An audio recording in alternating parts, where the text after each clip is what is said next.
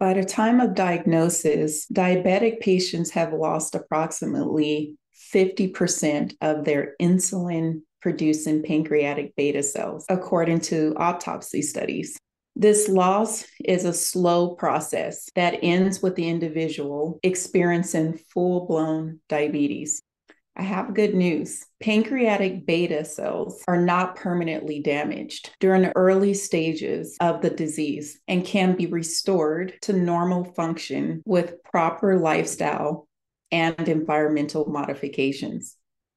Welcome to True Health Tuesdays. I'm Dr. Kenesha Reynolds, a licensed naturopathic functional medicine physician, molecular biologist, and former CSI forensic scientist. Today, we're going to discuss simple and effective lifestyle modifications that can improve blood sugar. First, let's start out with exercise because exercise is incredibly important for our health. A sedentary lifestyle can contribute to insulin resistance and lead to type 2 diabetes. Movement improves blood sugar metabolism by improving insulin receptor sensitivity. Just 30 minutes of postprandial brisk walking improves the glycemic response after meals. 3 15-minute periods after meals is significantly more effective than 45 minutes of sustained morning or afternoon walking and lowering post-dinner glucose. If you're not used to exercise, start slow. Start slow, start small. You can do it. Start with 15-minute brisk walking sessions twice a day, 5 days a week. And if you're one of those people who sit all day, I encourage you to break up your sedentary lifestyle with small bouts of movement. Set a reminder to get up and walk for 5 minutes every 30 minutes of sitting. Just 5 minutes. Break up your prolonged sitting. Moderate intensity walking is feasible and can be easily performed without the need of fancy equipment or supervision. So it's very easy to get moving. And it's almost a shame that many people sit all day. It's so simple to do. Get up and move for 5 minutes every 30 minutes. Exercise not only improves our blood sugar metabolism, but it also helps us with weight management. Being overweight or obese greatly increases your risk for type 2 diabetes. The more excess weight you have, the more resistant your muscle and other cells are to insulin. More than 90% of people with type 2 diabetes are overweight or affected by some degree of obesity. Exercise acutely burns fat, and endurance training increases the capacity to burn fat. Unhealthy fat from the diet, or maybe the fat that you wear around the waistline, gums up insulin receptors, interfering with glucose entry into the cell. Sugar accumulates in the bloodstream and causes damage to our blood vessels, our eyes, our kidneys, and our nerve tissue. So exercise can definitely help to improve BMI and reduce the risk for type 2 diabetes. However, a better predictor of type 2 diabetes is the waist to hip ratio. A normal waist to hip ratio for men is less than 0.95, and for women, less than 0.8. Those with a waist to hip ratio of 1 or greater have an increased risk for type 2 diabetes. Do you ever wonder when's the best time of day to exercise if you have type 2 diabetes? In a study published in the Journal of Diabetes Care, researchers determined that those who engaged in moderate to vigorous physical activity in the afternoon had the greatest reduction in blood glucose levels after 1 year. But if you can't work out in the afternoon, that's totally fine. Generally, exercising at any time of the day can help lower blood sugar levels by increasing insulin sensitivity and facilitating glucose uptake in the cells. Insulin sensitivity increases for at least 16 hours post-exercise. So, folks, you have to get moving because exercise is incredibly important for balancing blood sugar. And remember, if you're not used to exercising, always set small goals and achieve those small goals. Get moving every day. Start out small with simple, short bouts of movement. That can be incredibly useful. Our next topic that's really, really critical for stabilizing blood sugar is sleep. Sleep is foundation to our health and our physiology. We have to sleep. Sleep is controlled by our circadian clock. The circadian rhythm is the body's internal 24-hour clock that's naturally aligned with the cycle of day and night. Sleep deprivation affects circadian rhythm, which is associated with type 2 diabetes. In fact, a single night of sleep restriction up to 4 hours induces insulin resistance. That's right. When you're not sleeping, folks, this can increase your risk for insulin resistance. You have to sleep. Sleep is important for our metabolism. What you want to do to improve your sleep hygiene is, most importantly, avoid looking at bright screens 2 to 3 hours before bed. If you work a night shift or use a lot of electronic devices at night, consider wearing blue blocking glasses or installing an app on your cellular device or your computer that filters the blue-green wavelengths at night. You might consider also using lighting that reflects the sunset. Colors such as red, orange, and yellow. These are fantastic colors that mimic sunset and wouldn't so much disrupt your circadian clock.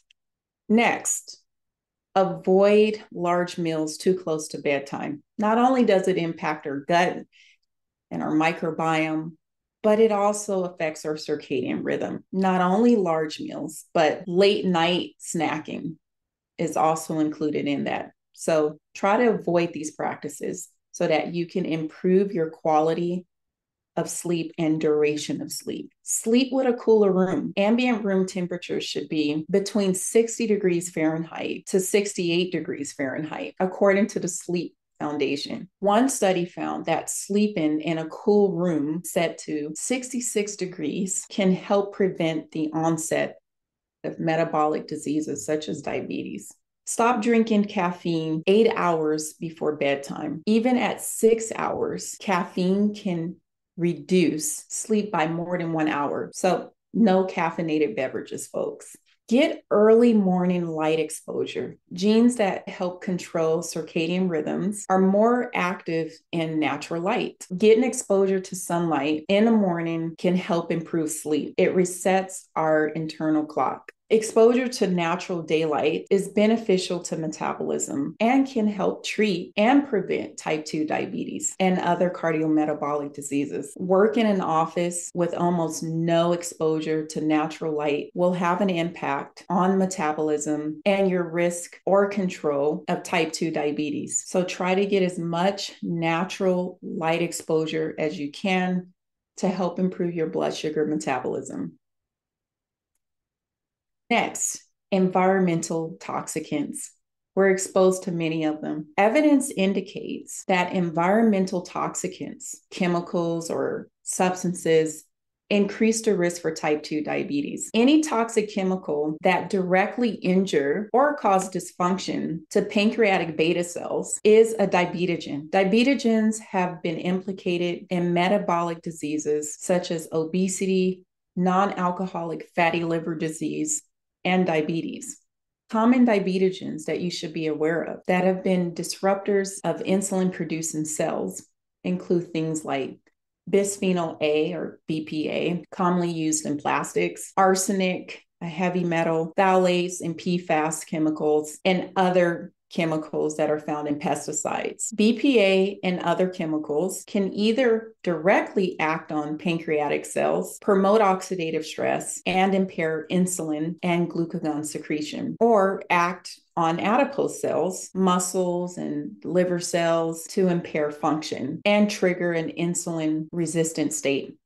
Take steps to reduce your toxin exposure by using clean products and avoiding plastics. I challenge you to go 1 week without using plastics. Always check your products using an app that you can download to your phone called Think Dirty. It's very powerful, it's very useful, and being able to check what kind of products that you're using and if they're safe. If you can't eat it, don't put it on your skin. And our very last topic that I like to discuss that plays a role in improving our metabolism and glucose metabolism at that, balancing our blood sugar, is the microbiome.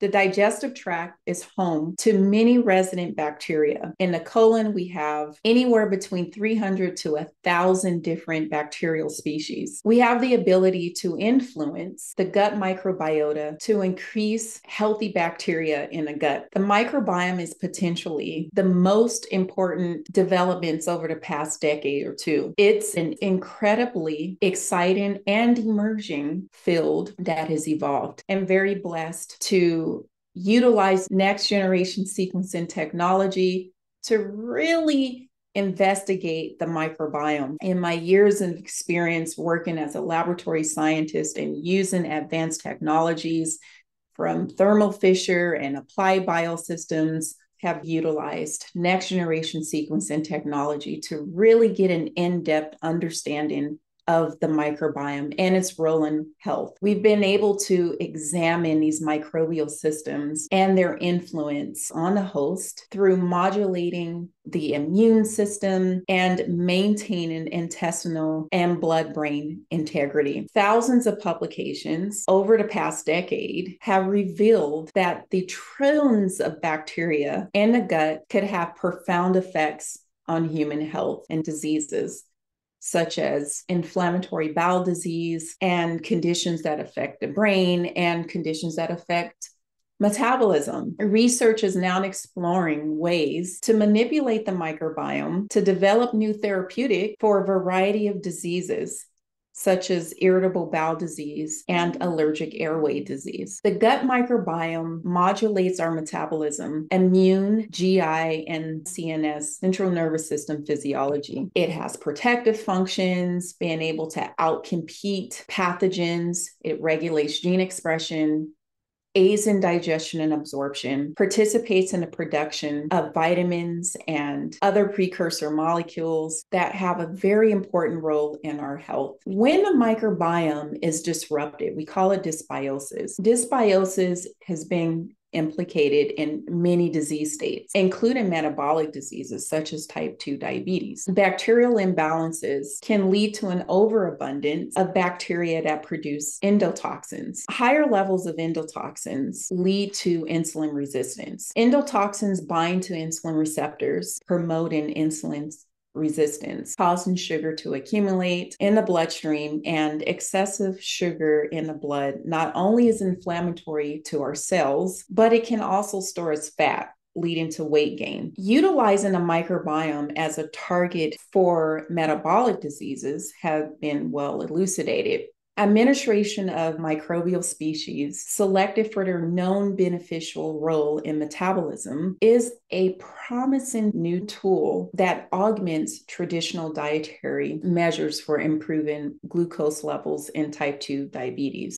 The gut microbiome releases short-chain fatty acids, and butyrate is one of those short-chain fatty acids that's able to influence blood sugar levels. By binding to a receptor called G protein, the gut microbiome produces small molecules such as short-chain fatty acids, and butyrate is one of those short-chain fatty acids that's able to influence glucose metabolism by binding to G protein coupled receptors to stimulate GLP-1 release. GLP-1 is a hormone known to decrease post-glucose meal spikes and A1C. Pendulum Therapeutics is an evidence-based microbiome company that demonstrates clinical improvements in A1C and blood glucose spikes in people with type 2 diabetes. Pendulum glucose control is the first multi-strain medical probiotic clinically shown and specifically designed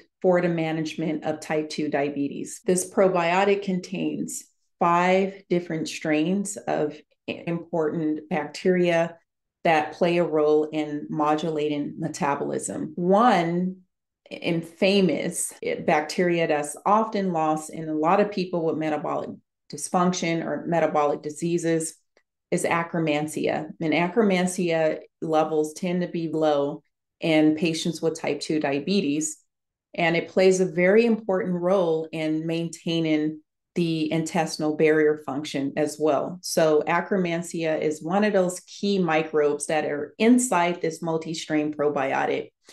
If you're not sure what your microbiome looks like and you have type 2 diabetes, consider targeting your microbiome and really looking into your gut health as a way to improving your blood sugar levels. So in summary, make sure to get moving, start small, set small goals, achieve those small goals, break up prolonged sitting. Every 30 minutes of sitting, get up and walk 5 minutes. Make sure you're sleeping. Make sure you're getting outdoors, getting exposed to natural light, making sure that you're practicing good sleep hygiene, and get a sleep study if you're not sure if you have sleep apnea, because this also impacts blood sugar. So be very keen on your sleep practices and evaluate how you can improve your sleep if you're not sleeping. And also make sure that you're not exposing yourself to chemicals, you're checking your products, you're making sure that you're not utilizing products that could be hormone, endocrine disrupting chemicals, interfere with your insulin function. And lastly, take a look at your gut health.